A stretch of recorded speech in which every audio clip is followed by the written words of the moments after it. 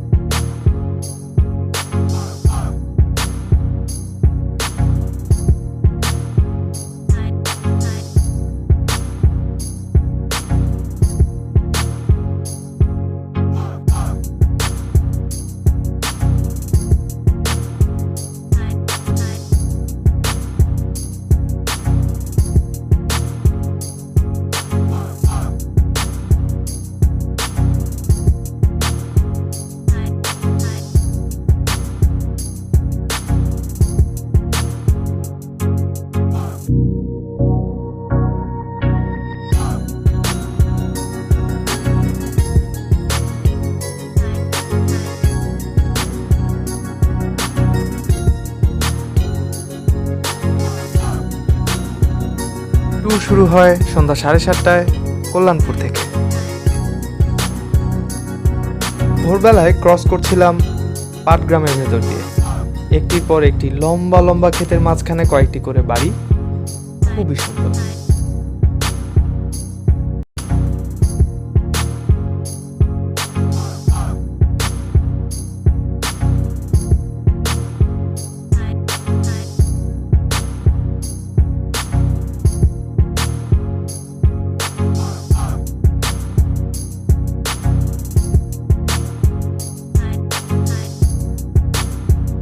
শিলিগুড়ি পৌঁছতে পৌঁছতে 2টা বেজে গেল। এরপর লাঞ্চ করে একটি ক্যাব নিয়ে 3টার দিকে সোজা গ্যাংটকের দিকে যাত্রা শুরু করলাম।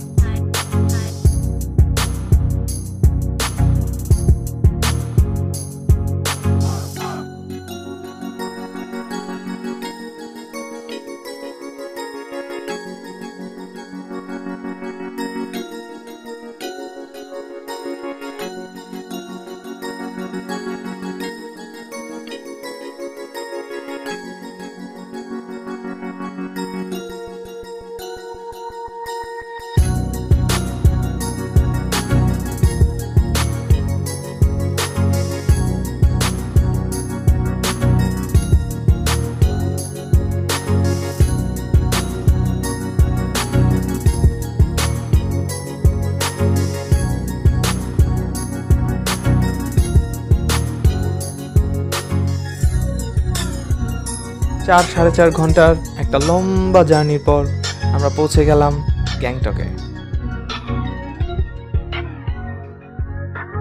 ওই তো তারার মতো মিটমিট করে জ্বলছে গ্যাংটক শহরটি। সকালে ঘুম থেকে উঠে সোজা চলে গেলাম হোটেল রুফটপে, আর সেখানে যে ভিউটা দেখলাম অদ্ভুত সুন্দর, অদ্ভুত সুন্দর।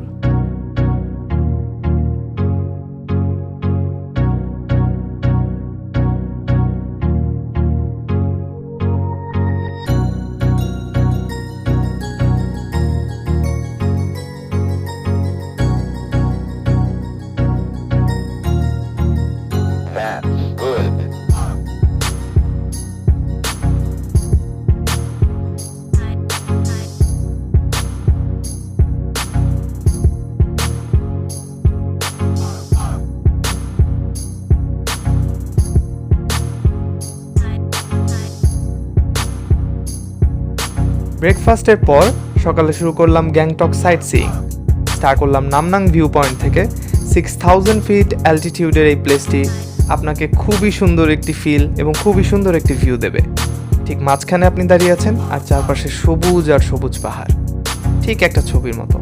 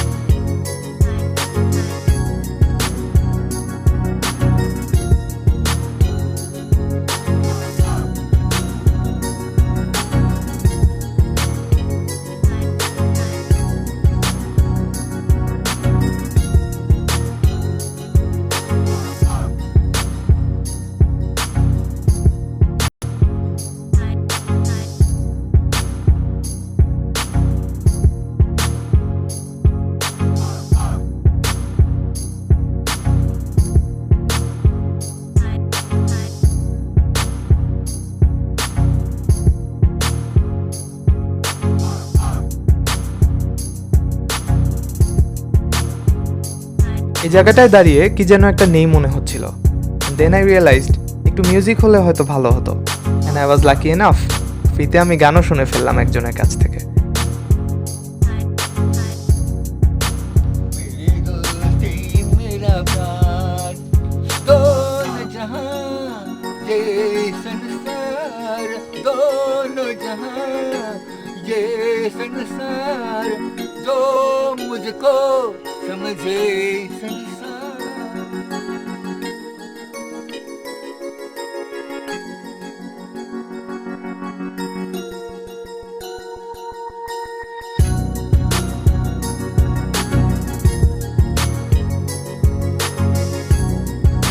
এরপর আমরা চলে আসলাম গ্যাংটক রোপওয়েতে। আপনি যদি গ্যাংটক শহরটার একটি সুন্দর বার্ডস আই ভিউ চান, then it's a must try. I was so excited and it was my very first time.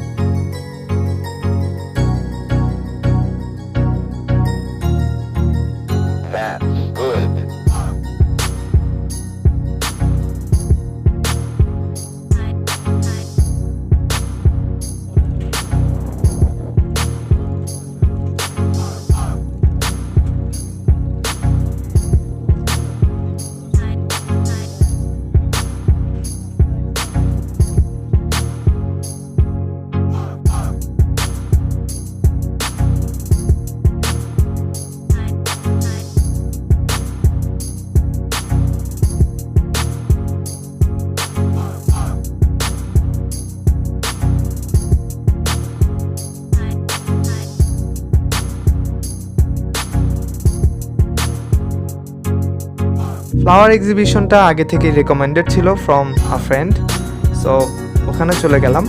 আর এত সুন্দর ফুলের সমাহার দেখে আপনার চোখ অবশ্যই জুড়িয়ে যাবে।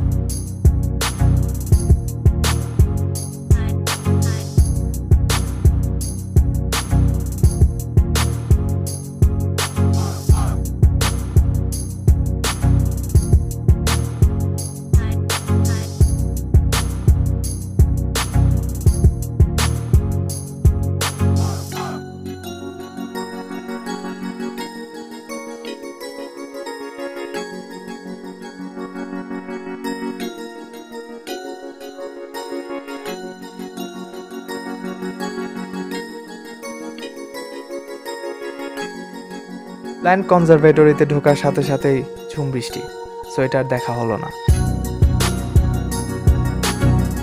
বৃষ্টি শেষ হতেই চলে গেলাম লাসা ফলসে। খুবই ছোট্ট একটা ঝর্ণা, কিন্তু জায়গাটা অনেক সুন্দর।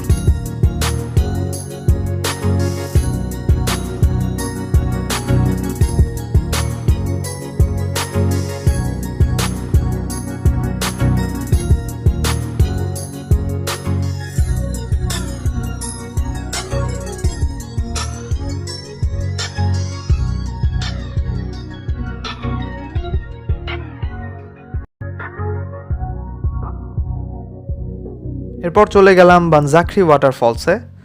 গ্যাংটক শহর থেকে 8 কিলোমিটার দূরে ওয়াটারফলসটার উচ্চতা মোটামুটি 100 ফুটের কাছাকাছি।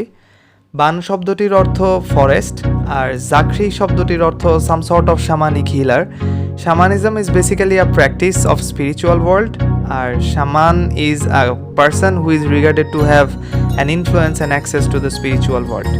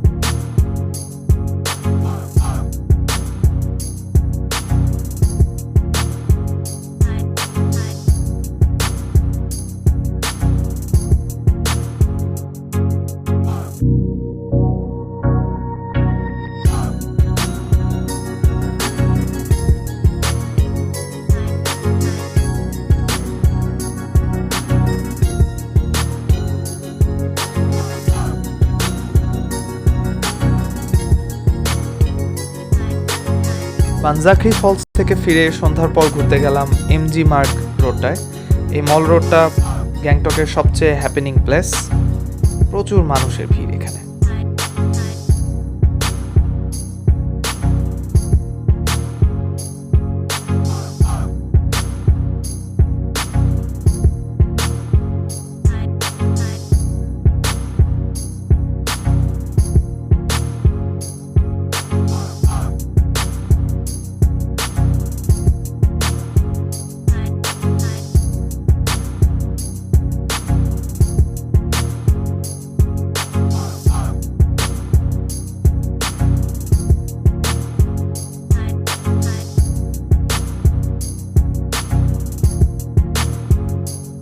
এত মানুষের ভিড়ে মল রোডে একদম হাঁটা যাচ্ছিল না, তাই ভাবলাম মল রোডের মায়া যখন পরেই গেলাম, রাত্রে 12টার পর আরেকবার মল রোডে যেয়ে ঘুরতে যাব।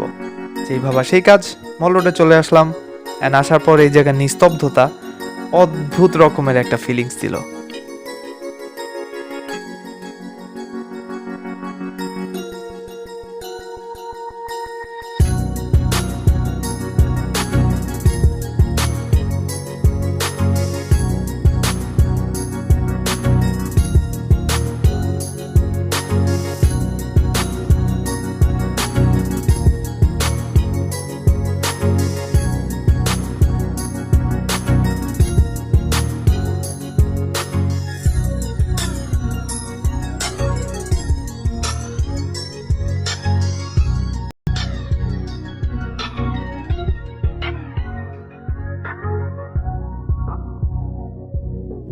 পরদিন সকালবেলা ঘুম থেকে উঠেই দেখলাম খুব সুন্দর রৌদ্রোজ্জ্বল একটা দিন।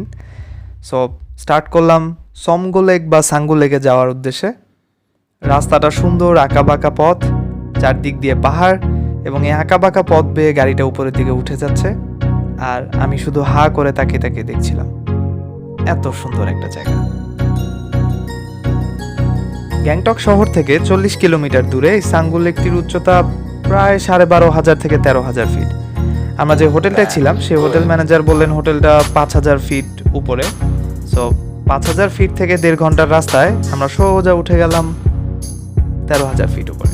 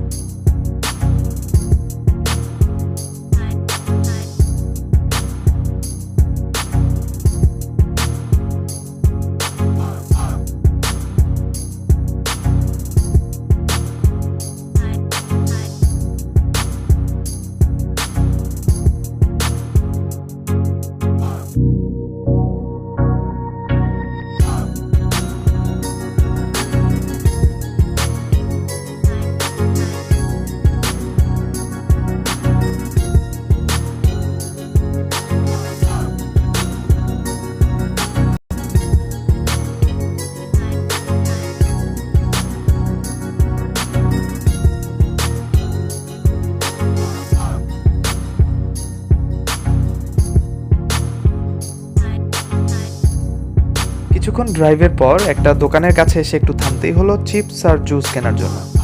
এই চান্সে আমিও একটু বের হয়ে গেলাম আর 360 ডিগ্রি একটা ভিডিও করে ফেললাম। পাহাড়ের মাথার কাছাকাছি এসে মেঘগুলো এত সুন্দরভাবে জমে যাচ্ছিল যেন মনে হচ্ছিল হাত বাড়ালেই মেঘগুলোকে ছোঁয়া যাবে। এত সুন্দর সিনারি এর আগে তো কখনোই দেখা হয়নি। স্পেকট্যাকুলার, জাস্ট স্পেকট্যাকুলার।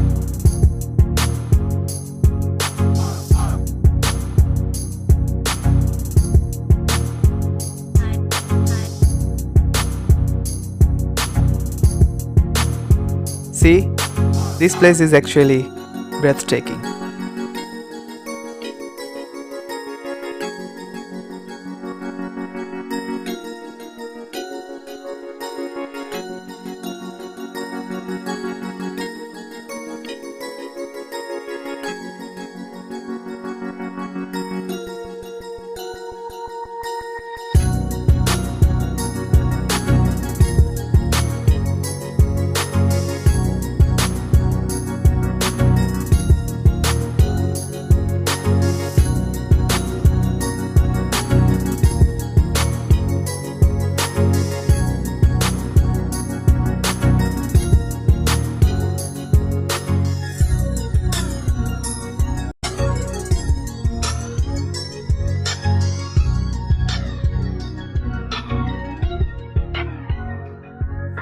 আস্তে আস্তে পাহাড় ঢেকে যেতে থাকলো বরফে, আর আমি হারিয়ে যেতে থাকলাম স্বপ্নের রাজ্যে।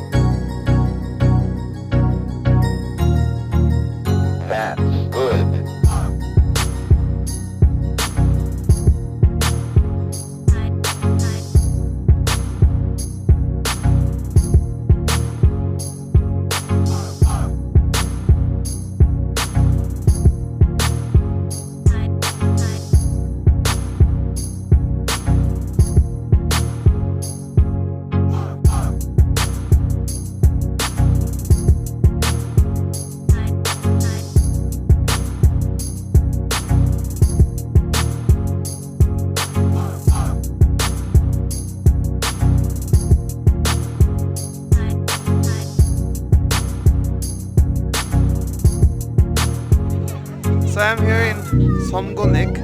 এটাকে বলে Somgo Lake, মোটামুটি সি লেভেল থেকে 11,000 বা 11,500 করে। এখন নাকি ওদের summer, so the lake was actually frozen. এখন এটা আস্তে আস্তে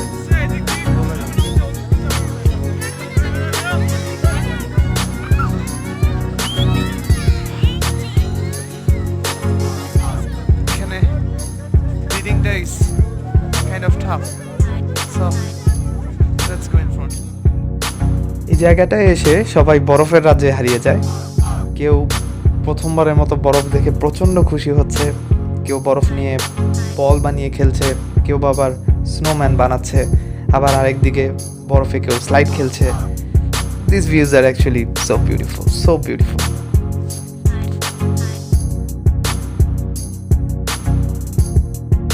হঠাৎ কোথা থেকে যেন এক ঝাঁক মেঘ এসে চারদিক ঘিরে ফেললো, চারদিক অন্ধকার হয়ে যাওয়া শুরু করলো। সব আমাদের ফিরে আসতে হলো আবার শহরে।